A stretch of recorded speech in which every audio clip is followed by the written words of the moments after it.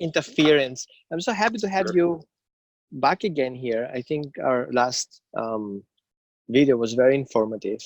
So we Great. want to get to this one to the next level. Glad to So, help. right? And I really trust your opinion because you are many years into nutritional business. You have your degrees are kind of like too long to mention. And you have this in-person experience with nutrition and in-person experience with formulating diets for dogs. So give me a little bit of a brief intro about what you do. Sure. So, as you know, I've been a consultant in the pet food industry last few years after I left Blue Buffalo. Prior to that, I worked with Blue, Hearts Mountain, and Hills. So very much in a traditional kibble mind space. Mm-hmm. When I got with Blue, obviously more so on the grain-free, where Hills was more the science side. Blue was more consumer driven. And then once I left that, when I started consulting, I really took a step out of, I'll call it my comfort zone from the kibble side of the business. And I got to do a pure play on nutrition. And so I didn't have to worry about is corn in the kibble, is corn not in the kibble, and all that silly stuff. I actually got to do work with good companies that do human grade foods, freeze dried foods, air dried foods, some that, just are raw in general. And so it's given me the ability to understand not only the consumer mindset in all those areas, but the way to do and formulate proper nutrition across a lot of platforms. So, everybody, has some bias to them, but when people ask me questions, I generally don't refer to good brands or bad brands. I just give them things to look at and look for. Obviously, I have my startup now, which is Guardian Pet Food Company. Yeah. And we talk about that. And obviously, we're freeze dried, so we don't cook our product. We're 100% natural. And it's not to say we did it because, hey, that we're the best food out there and everything else. We simply said we're starting from day one. If we could build the proper food without margins in the way and bureaucracy, and also with the mindset of bringing your dogs on the go with you so you can enjoy life together, not, have to be changed to a bag of kibble. Yeah, exactly. Right. That's CRV for those people who are kind of interested. What's my background is. Okay, we are full-time RVers here and we travel through the country. We're working our way up there. So we did a lot of tent Exactly. camping. Now we moved to a pop-up, and at some point I'll be where you're at. The reason why I was interested having this interview today is because I was a firm supporter of feeding healthy. And Correct. So from my perspective as a behaviorist, the first thing I start to modify behavior is start where the idea starts, in the dog's belly. If the belly's hungry, he has to do things. He has to chase, he has to kill, he has to, I feel the primary trigger for the dog, any behavior, is the survival instinct. So I need to. And so that's why starting from a healthy belly, and then moving on to into healthy mind, and then moving over to healthy body, and then moving over to healthy overall experience, I start at feeding. So the first question to people is, what do you feed your dog? And then we have these different options between raw, freeze-dried, low temperature cooked, high temperature cooked, prescription diets, and all these phasma. I try to recognize which part of those affect my dog's behavior and do we need to change them. So if a dog has allergies, for example, I need to definitely consult a veterinarian to prescribe that particular food and say, hey, maybe we can adjust it a little bit because it affects my dog's behavior. So can we find an alternative route here? And usually I also recommend people to go to a veterinary certified nutritionist to give them a more detailed information based on their overall medical history. Absolutely. And as you know, being a behaviorist, especially with allergies, for example, I had a Labrador that had food and seasonal allergies and would lick his paws all the time. And then once we got him under control, because we figured out what it was, he would still lick his paws just out of boredom. And so what became a defense or a comforting mechanism for him actually became a habit later on, that, you know, when he was bored, you'd hear him sucking his paws in the middle of the night. And so it went from, you know, obviously in that case, food and seasonal driven. But once we got a handle on it, the habit was already there, that it was pretty hard to break him out of that mindset. It can go very extreme. Dogs who have nutritional issue, which usually also affects the digestive system and the whole, you know, digestive system. It changes how the dog tolerates things. He is already miserable. I mean, I have a gluten intolerance. If I go out and get into trouble with gluten, I'm miserable. Don't tell me to walk out the dogs. I just want to go to bed and lay down and just don't talk to me, kind of thing. And I know we shouldn't humanize dogs, but dogs are emotional beings and they have this emotional intelligence. They feel things and they react to their emotions, and that actually affects also the behavior. So if I have a miserable feeling dog who has this miserable belly system going on, and he has this miserable food he doesn't like, and I tell him to do something he doesn't want to do, and I force him to do it, I just have an emotional response to my actions, and it can trigger the dog to be aggressive. And that's why I know I recognize also people who try to feed their dogs healthy. So they, without having a lot of background knowledge, they go to a website, they go to a pet store and says, hey, I want healthy food. And the first thing they grab, because of their mindset, I guess, you know better, they grab to things that trigger their interest. Grain-free, healthy food, holistic, nutritional balanced food. And they grab it back and bring it home and then start feeding the dog. And then all of a sudden they get tagged on posts about heart disease and dilated cardiomyopathy. And if we analyze the word, is cardiomyopathy, which means heart muscle disease, if I say that right. And all of a sudden people freak out. And I was the first one to do, because I recommended grain-free foods to my people, because I know these are brands that are more functional, let's say, because of the ingredients. And all of a sudden I get this backlash of people who's, how dare you recommending this food and my dog is going to die. And wait a minute. So I started Googling and started getting information. I went into sites and voila, here you showed up again, giving your input on that. And I was like, you know what? That has to be kind of cleared out, because I'm not sure what's happening out there. And wherever you look for, everybody's referring to all these cross postings and all end up at FDA's website. And it's and nobody, and therein lies the problem, is if people actually took the time to read their website and go through it, which obviously I did through the 2 articles I did for Pet Food Industry magazine. And in fact, I'm going to be a guest speaker at VMX, or North American Vet Conference, as it used to be referred to, in January, talking about how veterinary bias and ethics can play a role in you jumping to conclusions. And the unfortunate thing with that website, when they came out, is they put those 16 brands as bar charts, and nobody took the time to read the rest of the article or the vet linked one, which says there is no direct cause and effect there. These just happen to be the ones that were most reported.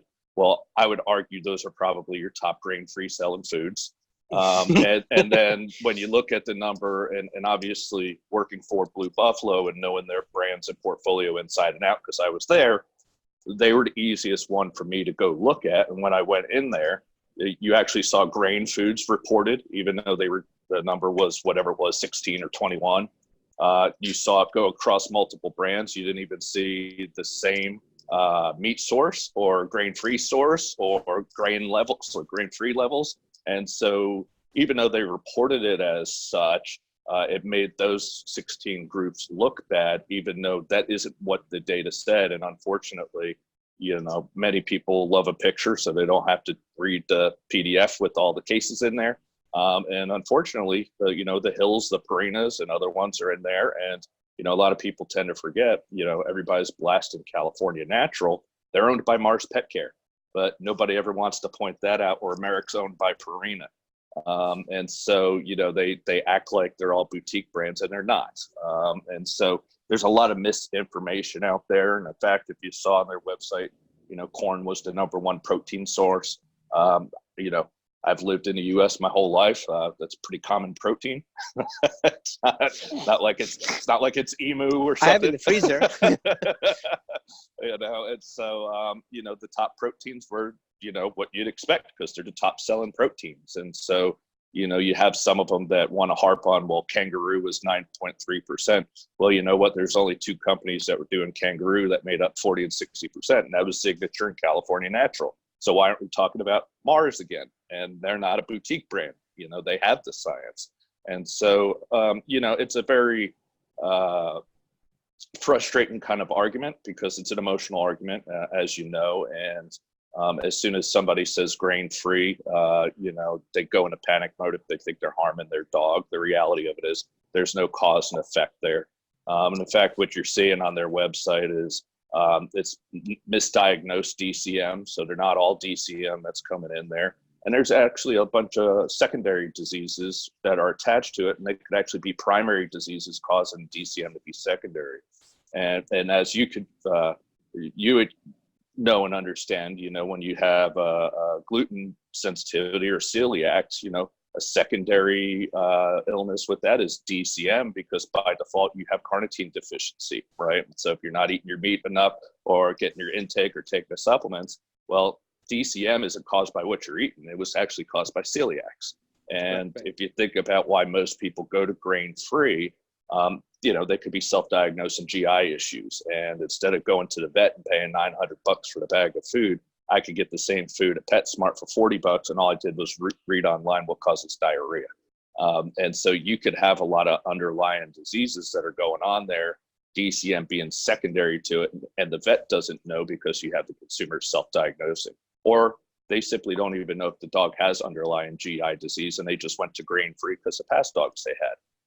And so it's one of those diseases that a lot of people act like they know a lot about it, and they really don't, especially going across species and breeds. Usually they'll tell you, Goldens are, sensitive to it from a genetic standpoint. But the reality of it is nobody knows which breeds are and aren't. It's usually when you see a spike within a breed with certain breeders that are charging $3,000 to $5,000 a dog, that's usually when a squeaky wheel gets to oil. And so now they get recognized as, hey, these guys have a predisposition.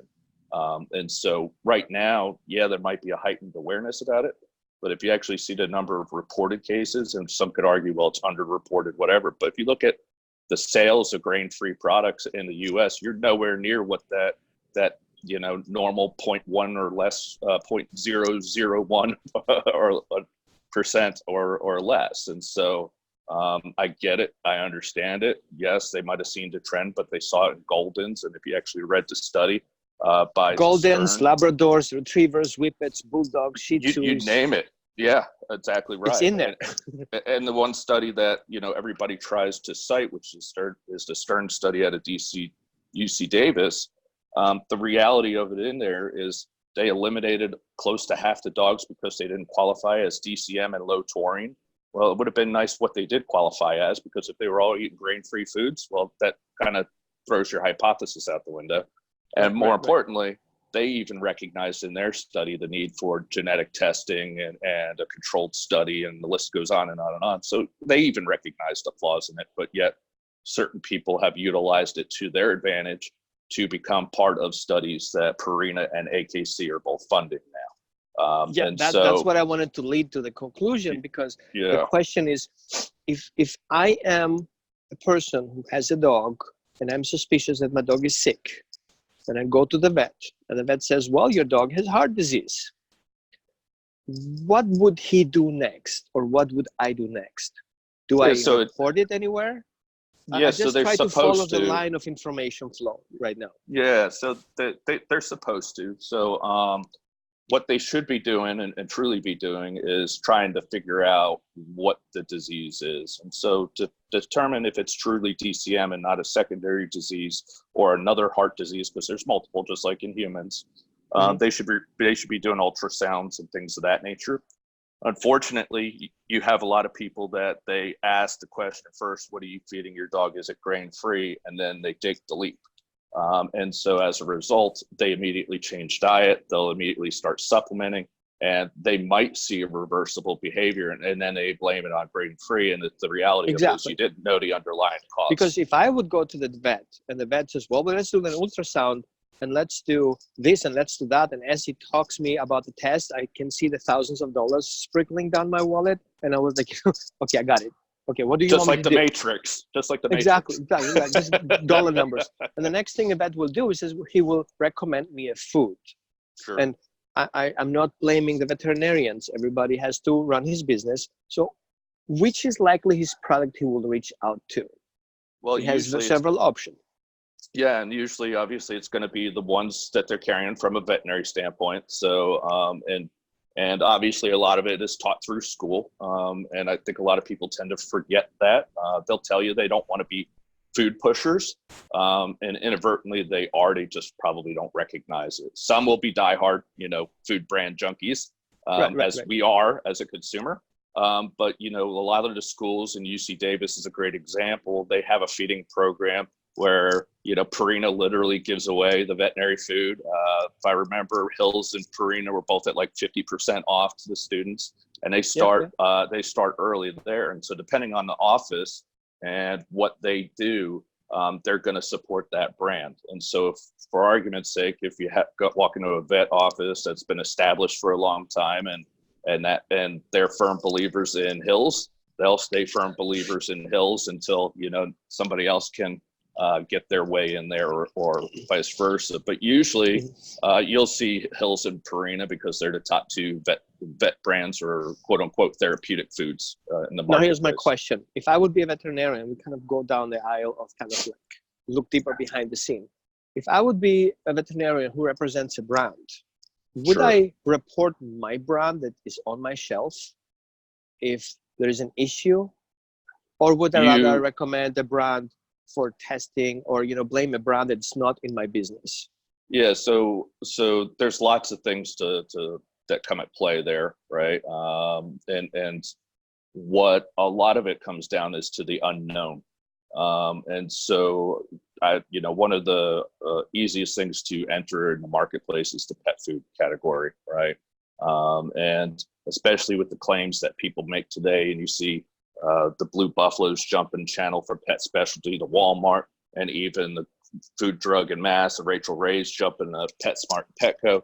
It's really muddied the waters for a lot of people. And for some people out there, because nobody ever took the time to talk to their brands with the veterinarians, there's a lot of unknowns, right? And so I think a lot of it comes down to, if people took time to properly educate the veterinarian, a lot of this would just gone away, and we wouldn't be talking very much about it. Right. But the reality of it is the food brands that are having the biggest problem are really the biggest consumer facing brands, whether Independent Pet's helping them out, or they're doing a TV commercial with Rachel Ray's or Wolves or whatever that's running through the meadow. Now, with that being said, it's not saying that those three companies that make the therapeutic foods aren't spending the same type of marketing dollars. They're just pushing it through veterinary trade shows and reading materials for vets, and they're hoping the veterinarian is actually the person that's going to educate the consumer out there. The reality of it is, and Pet Food Industry just put out the article yesterday, a day before, Cascadia Capital put out their kind of summary of the year. Veterinarians are actually, right or wrong, are not as trusted as independent pet store owners and breeders and certain people online anymore. And so you're starting to see that shift. And part of it, I would argue, is they need to be on par with the consumer's needs and wants and stuff like that. Now, I've had debates with veterinarians and some top ones out there where I was at Blue and they said, you say grain-free is better. And I said, no. While I was at Blue, we've never said that, because actually LPF, or Life Protection Formula, was our highest selling brand, and there's grains in it. And then when they paused and stopped, they were like, oh.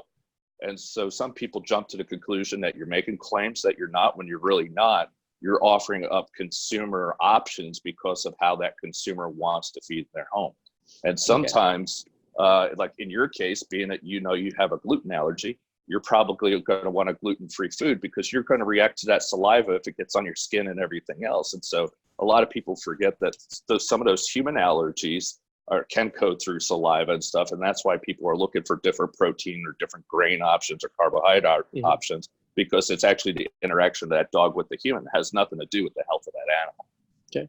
Now, my question as a consumer, I'm not playing dumb. I'm just, use my mind. Do I need gluten-free? Do I need grain-free dog food? No. Is it like, does my dog not survive if I don't feed him grain-free? Who came up with the idea in the first place? Yeah, it's well, part of it, it's been around for a while. It's actually been around for decades. It's gained its notoriety, and you've really seen the uptick probably, after the melamine debacle in 2007, where a lot thousands of people dogs died. Yeah, people started putting emphasis on top 5 ingredients, and hey, we have obviously it was tied to wheat and rice gluten at the time, or rice protein concentrate. And at that point, certain companies took advantage because we all knew soy wasn't good for GI on dogs at a certain level. And so they started attacking corn, wheat, soy. And then they eventually, started focusing on, okay, we just have brown rice and oats. And obviously you have a limited growth pattern there. And then you start looking at grain-free options and things of that nature. But the reality of it is you've had a lot of people that were doing that long before in the independent pet channel. And so what happens with the bigger companies is they'll look and see, okay, what's that next top idea coming down the pike? And they see if they can make bigger hay out of it, so to speak. And so being that, it's from a digestibility standpoint, in most cases, unless you have allergies or sensitivity, they should be fairly similar. But the only thing a lot of consumers don't realize when it comes to kibble is that grain-free foods actually contain higher carbohydrate in there. And when you point that out to people, which is what we don't want, because dogs live without carbs. Exactly. And so when you tell a lot of people that, hey, by the way, everything you're blasting the grain food for, you're actually getting more of it in the grain-free, they have an aha moment, and it's kind of a shocker to them. But obviously, no company is quick to point that out. But they'll take the higher premium for the product for sure. I see some interesting here. The DCM is not new. We know that since 1987 with cats, we had that issue back then where cats were considered omnivores. All of a sudden we recognize, oh, wait a minute, they are kind of more carnivores and they need more pure meat protein. And all of a sudden we see an adjustment there. And then there was quietness. So my question here, if we look into these dog foods that we recommend here, we see that these are more brands. They don't have too much protein, like meat protein, but supplement proteins from plants. And my gut's feeling, and I'm not a nutritionist and I'm not a veterinarian, I feel personally it has to do with the quality of the protein and that conjunction, that the animal doesn't create this natural occurring taurine that we want to supplement, because we play with those a weird balance here. It also, fiber levels will play a role in that as well. And so, one of the things that, there's a couple things there. So I'm not saying I agree or disagree, but that's a valid concern. And I think that's definitely a few studies that are warranted, because yes, that could happen very well. It could also be the fact that you're higher in starch, purified starch, and it going through the extrusion, you're binding up with free amino acids, making them not available. But what you have to do, and this is what we did with our website. If you haven't seen it recently, we did it on purpose, because obviously last time we talked, and as we've talked in the past, our goal is we have a few missions, obviously, pets before profits. So we put the right food out there first. The second is transparency. So we actually put all of our analyticals out there. So typical analysis, here's what it looks like. Here's taurine and carnitine, by the way, but here's all the AFCO nutrients. And then secondly, what we do is we put our digestibility scores out there. None of the companies that are out there, and I don't care if they're the big three or whoever, nobody puts all that information out there. Well, they cannot, because they will expose themselves. You're exactly right. And you so cannot say it, but I can. And so with us doing that, not only are we saying, hey, we're well above the AFCO minimums, but our digestibility, which AFCO mins assume 80% digestible, we're way better than most people are. And so what you don't see with a lot of companies is, hey, where are your essential amino acids? Did you just simply meet that minimum for AFCO profile, and now your digestibility is hurting you? Right. Do you not have enough taurine in there, carnitine in there? Because the other thing is DCM could be caused by carnitine, could be caused by deficiencies in other minerals. And so, like, where do you stand in all that? And so we put it out there. To be clear, nobody really knows how DCM actually happens. Correct. When it comes to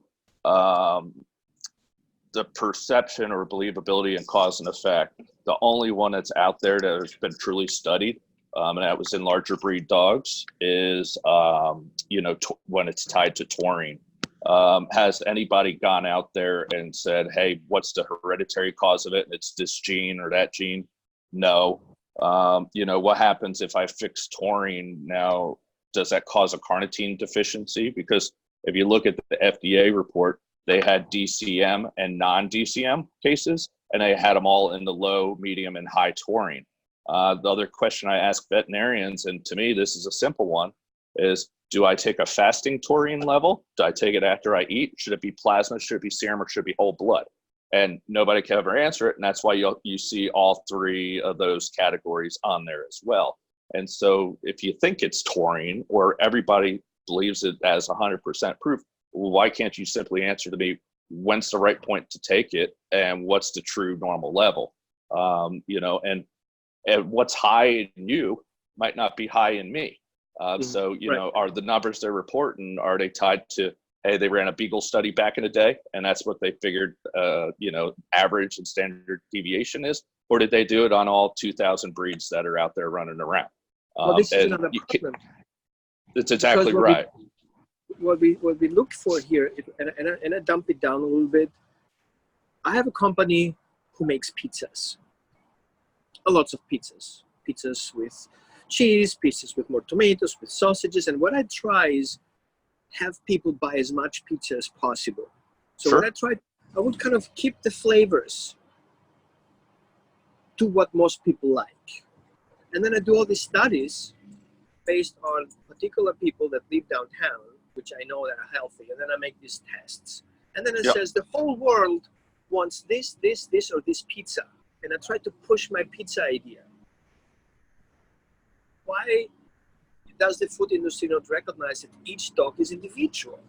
Why don't we recognize that each breed is individual? We cannot just dump it because we have certain studies from certain breeds that are done in laboratory conditions. And we know how laboratory condition comes from, and we know that dogs are bred for that, so they have a certain tolerance. And so if they survive the test after 28 days, they're kind of okay, good to go. For them to eat forever, it doesn't make any sense to me. I feel like the industry in that case, and I'm not very involved in the food industry, and the dog food industry, but I come from a food industry. I think the whole system is reactive of how each individual client responds to his mood. Oh, I like organic. Oh, let's sell organic. Oh, what's the effects of organic? It's not the point. Get organic out in the market. Yep. I feel the industry is reactive, and then we try to fix the problem. You're exactly right. And so I'll give you an example. There's a brand that came out at Super Zoo, and they said, well, I don't have to worry about DCM. I got it fixed. I add millet to my food. And when I saw that, I laughed. I said, well, nobody has really studied millet. So how do you know you fixed it? You haven't run a long enough study to see how long does it take for DCM to occur and your food doesn't show it. And lastly, millet is a low digestibility like corn and some of the other grains are. And it's like, how are you telling me you fixed the problem where you don't have any data to show it? Just because you swapped out an ingredient for another cool ingredient, it doesn't mean you made the answer. Actually, you're making a situation worse because you're admitting you had fault and you fixed it with millet flour. And the answer is you didn't know if you had a problem to begin with. And now you might have created one because you're just trying to be first to market to act like you have the answer. And you have a lot of people that are reactive to that. Some of them were smart and they went back to the old grains. They won't say, hey, you know what, brown rice is cool or whatever. They're just not highlighting the fact that they're grain free. But the other side of it is if you actually look at the data, when I looked at the data, 90% of the foods that had the issues in the FDA report were dry kibble foods. If you looked at, everybody's always hears about homemade and this other stuff being bad. Where it was freeze dried on a category, where it was air dried in a category, where it was raw, where it was homemade, where they weren't there, right? And so, and as well as I do, 90% of them are grain free. so it's if your grain free story holds true and your novel protein story holds true, why are you only seeing it in dry kibble? And to me, it tells you there's probably some kind of processing issues, if anything, going on. And that's where we get back into the starch and protein interaction and rendering some of those things undigestible. And then the other thing you got to keep in mind is what's their fiber levels, because there are some bacteria that love taurine and they'll prevent that bile acid or even the food from being recycled. And so you might be trying to replenish something that's going so far down the list you can't replenish it. Well, the other problem is that in the dog food, we don't have really all the ingredients listed. So there's a lot of frame and availability. Well, you run out of chicken, you don't have no problem to keep your business running. Just put something else. As long as the protein levels are balanced, you're good to go. So FDA gives them a lot of range, and AFCO gives them a lot of frame to kind of play around with their production, and they don't care for it. Now, if we go down the road, basically, we don't have a a grain-free problem, and we don't have a DCM problem that's directly related to food. So basically, it's kind of like a huge boom, which I believe, my personal gut's feeling, it's kind of a marketing gig. How do we get the small brands out of the market, which took over at least 10% of the market, this big guy's share? And how do we? And usually what people do lately is they trust science. Yep. They don't trust their common sense anymore. Whatever science says, they don't read the details. It's fear mongering. Right. And so what says science is very clear to play with words. At the very end, they say further research needed. So basically, I don't know. And somebody else needs to figure it out. But we take that as granted. It says, well, we have a problem. Well, it doesn't say that. It says further research is needed. We are suspicious about it. Yep. Okay, and then people says, okay, let's call the marketing team together. We have an issue here. We can take advantage of it. Let's blast. Let's confuse people. Let's get people away from raw, away from healthy food, back to the common good old times where only 3 companies were there. We are established. It's funny you should say that. So if you actually look at the last earnings report that Purina came up with, it's their highest growth in sales in a long time. And then Colgate Hills came out with theirs today, and same thing. And Hills exited with Ideal Balance in September. So they're doing what they need to do to get back share. And to your point, you're seeing that. And then even though grain free from a share standpoint is not growing at the fast clip that it used to, it's probably at plateau now, but it's definitely slower. But the 16 brands that are named in that graph are the ones taking a hit. And you'll see that in an article that Debbie posted recently on Pet Food Industry. So, somebody's using it very well for marketing. And I don't know about you, but, whenever FDA had an announcement of any type of investigation, I've never seen anything hit the press as much as that those bar charts with the 16 foods on there and with no other relevant data tied to it. Well, I didn't see any big deal out of prescription diet where dogs were basically falling ill because nobody checked the quality for years. Sure.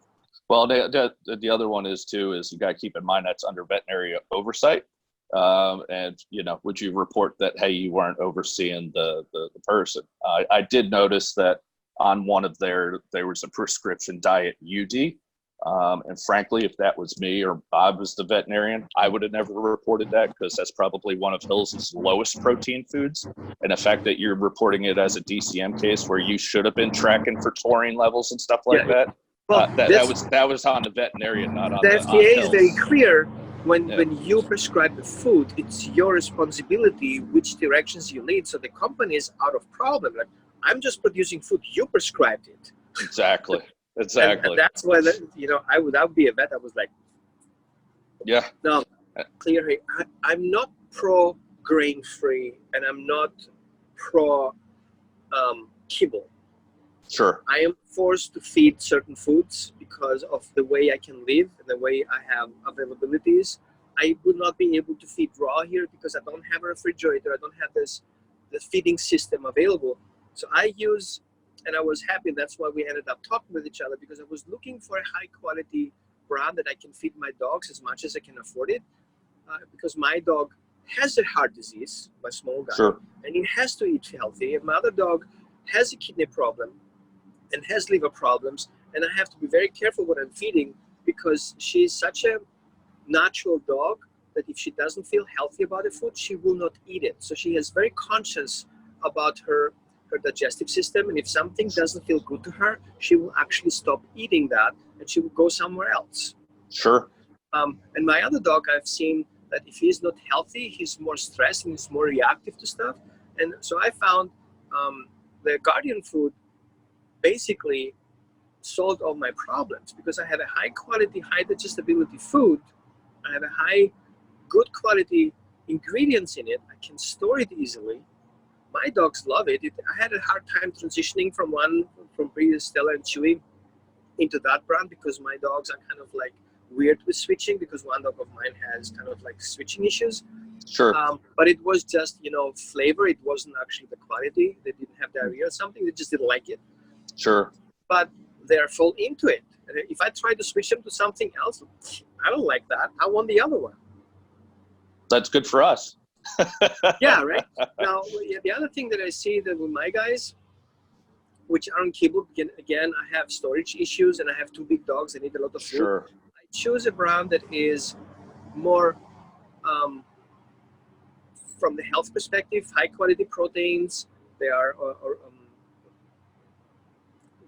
how you call that, humane raised animals. I try to keep as many toxins out of their food as possible, and I make sure they have low temperature cooked foods, so they're kind of at the limit where things are being controlled, because we have, the weird, we talk about that next time, salmonella issue. Yeah. I feel like our shelf in the supermarket is worse salmonella than my dog food in a can. It's probably true. I'm limited, so I'm really grateful that you have that direction to have quality first and money second. And it's I'm the same way here. Yeah, and secondly, it's transparency, right? And so what our goal was to put ingredients on there that from a consumer standpoint, nobody would say, ew, why does that have that in there, right? And so instead of proliferating the portfolio. But secondly, it was transparency. So you're getting a good quality food. You know what my digestibility is. You know what the nutrients are. And you see that for what it is. And more importantly, I tell you on another page why the ingredients are there and what are they supplying. To me, that's important of what you look at in any food, whether it's kibble, it is canned food, it is raw food, it is whatever. If you ever call up the company and they don't have it on their website, you want to know, how much phosphorus are in there and what is the digestibility. It kills me when people hear the response, it's proprietary. No, it's not, because I can send it out for analysis or I can send it to a third-party lab for digestibility. There's nothing proprietary about that. It's they don't want to share it with you. And so, if you call the company and they're not willing to share that information with you, that should tell you about something about that company. And that's regardless of what you feed, because it is important for you. And honestly, that's probably why you see a lot of veterinarians that are frustrated with some of the smaller companies. Because when we were doing our research to try to find our white space, if you will, You know, when we called people even in a freeze-dried category, they kept on telling us that information is proprietary. Well, how is it if I got $100 and I could send it to a lab? I'll tell you what protein and phosphorus is within a week. Why can't you tell me in a phone call? And all I got to do is buy it off the shelf and send it. It's just goofy to me that companies, if they're not being transparent on that part, what are they not being transparent on the other side of it? And that's where, you know, you should get concerns and stuff like that. And there's good companies at every price point that'll answer all those questions. And those are the ones you talk to and you give them your business, right? Because they're willing to share that information with you. I'm a consumer. I want to feed my dog healthy. What do I look for? Besides that, I don't go in certain stores because I know at the first place there's nothing in it. Sure. So let's say I'm going online and I search the healthy food. And I'm not going to these websites who are kind of biased about how they rate their foods, because they go with, I don't understand how they make these assumptions and how to rate their foods, because I would rate the same way they do. Anyway, nor would I. No clue. What do I look for? What are the details that pop up right out there and I look in the back of the bag? So sure. So there's going to be a few things on there. You know, people tell you meat first. I'm going to tell you no on kibble, because it's different than doing meat first and raw, where you're actually seeing the moisture and everything there. As a general speaking, if somebody's not going to tell you how much crude protein points are actually tied up to their guarantee with that meat, that's another red flag for me, because lots of times they'll do enough to put it first on a label. And if you're buying a 30% crude protein food, that might only be 5 percentage points of that 30. So really only, you know, do the math, what 18% of that protein is coming from the meat. Everything else is coming from the meals. Now, I don't mind foods that have meals in it, because usually they're simply pulling out fat for the human industry and it's higher protein. But, you know, if they're making the claim that meat first as better than their meals, well, you know, you got some marketing gimmicks going on there. If you see, and this is what you'll see in a lot of grain-free foods out there, it's no different than what grain splitting was back in the day. You'll see pea protein, pea starch, pea fiber, pea bran meal, whatever. You'll see tapioca, tapioca starch, sweet potato, and stuff like that. And so they start doing a lot of other carbohydrate splitting. And so if you want to do quick math and say you don't believe in feeding high carb foods, what most people typically leave out is ash on their guaranteed analysis. Make the assumption that every dry food has 8% ash, because that's on average what they have. Do the quick math with the GA, 100 minus water, protein, fiber, fat, and ash. That gives you your calculated carbohydrate number. And you could say, is this really a protein-rich food or not? And then you can make decisions based off other things. Are they guaranteeing omega-3s, omega-6s? I'm not a big fan of buying products that put Ghostbuster symbols all the way down the side telling you what they're not. Tell me what you are, you know, and making a claim that everybody else is making, you know, in that area, you know, that's something to watch. Because if you actually go to a lot of grocery stores and stuff now, you'll actually see a lot of people in the retail flipping bags over, because consumers are starting to look at that stuff. Yeah, that's me right there. The first thing I do is flip the bag. Look for the ingredients. Where I cannot even read the ingredients. Let me put my phone and take a picture and zoom it in. Well, that's what cracks me up, is you get all these people saying they're wholesome, natural, holistic, and then you got 72 ingredients in there. And it's like, well, no. Yes, you're natural by AFCO terms with added vitamins and minerals, but you're not natural. And then the other thing I look at is if somebody has a high level of protein in there, are they adding a lot of synthetic amino acids like lysine, methionine, and stuff like that? Because if they are, those are essential amino acids. It makes you question how good is really the quality of that protein they're putting in the food. And so when you see additives like that, yeah, they're usually trying to achieve a certain number and to balance the amino acid profile correctly. But why are you having to add 4 or 5 different amino acids to do it? You should only have to add maybe 1 or 2. Yeah, because the meat is killed. There's nothing in left. Well, that's usually an indicator that they're relying heavily on like pea protein and stuff like that, because usually your legume-based protein sources are lower in methionine and cysteine. So if you see a lot of dog foods with DL-methionine, then there you should be scratching your heads. If it was a cat food, not so much, but on a dog food, you should be. What I will do is I will do an infograph, because we said very important things here that I had no clue about. Like, Sure. I'm not playing smart. I ask people who know about stuff, so I can educate myself. And I think I'm a tricks of the here. trade. So what I would like to do is, maybe you can help me out here. I'll take the blame if something's wrong. I would like to put a diagram together and help people understand, because I don't have your followers, but I do have people who are very conscious, because my followership is a lot of large breed dogs.